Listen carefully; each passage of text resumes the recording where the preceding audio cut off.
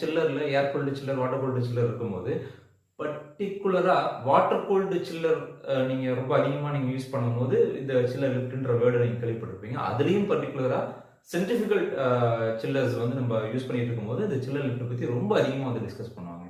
So chiller லிஃப்ட்னா எதை denote பண்ணுது அப்படின்னு சிம்பிளா சொல்லப் போனா, அது ஒரு ஹெட் பிரஷர். ஹெட் பிரஷர் அப்படின்றது தான் ஒரு சில்லர் லிஃப்ட் அப்படின்னு சொல்லுவோம். ஸோ ஹெட் பிரஷர் தான் லிஃப்ட் அப்படின்றது.